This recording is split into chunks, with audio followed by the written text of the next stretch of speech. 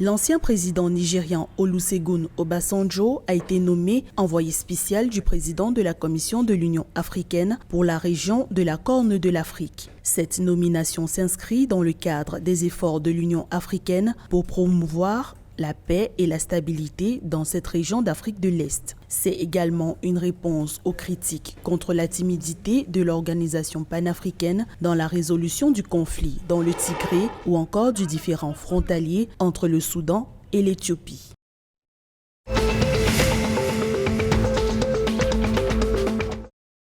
Le parti djiboutien Mouvement pour le renouveau démocratique et le développement MRD va reprendre ses activités. L'annonce du président de cette formation politique, Daher Ahmed Farah, est intervenue alors que le MRD a été dissous par les autorités en 2008. Le régime de Djibouti a été enjoint par le Comité des droits de l'homme des Nations Unies de réhabiliter ce parti au délai du 8 juillet 2021. Daher Ahmed Farah a affirmé par ailleurs qu'il compte revenir à Djibouti pour reprendre ses activités politiques, notamment la tenue du congrès de son parti.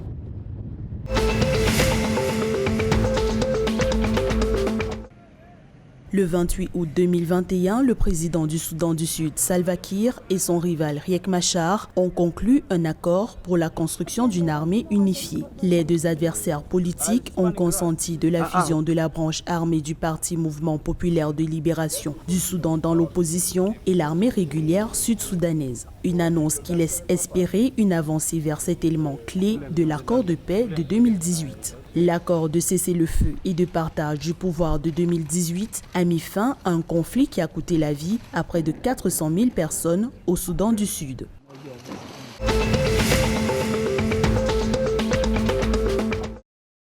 Le Kenya a réduit ses importations de sucre de l'Ouganda d'environ 71 077 tonnes, ce qui représente une réduction de 79%. Les données de la direction du sucre du Kenya ont indiqué que les commerçants ne seraient autorisés à importer que 18 923 tonnes de sucre d'Ouganda contre 90 000 tonnes par personne auparavant. L'Ouganda est le plus grand exportateur de sucre vers le Kenya au sein du marché commun de l'Afrique orientale et australe.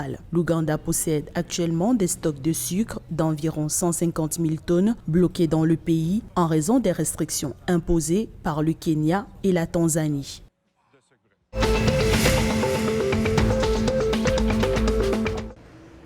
Le gouvernement tanzanien va financer la mise en œuvre de la couverture santé universelle à hauteur de 149 milliards de shillings. Ce financement sera consacré à l'assurance maladie de 26% des Tanzaniens vivant en dessous du seuil de pauvreté. En Tanzanie, le gouvernement a alloué plus de 1400 milliards de shillings au secteur de la santé au cours de l'exercice fiscal 2021-2022 pour la construction de nouvelles installations hospitalières ainsi qu'à l'achat de médicaments et d'équipements médicaux.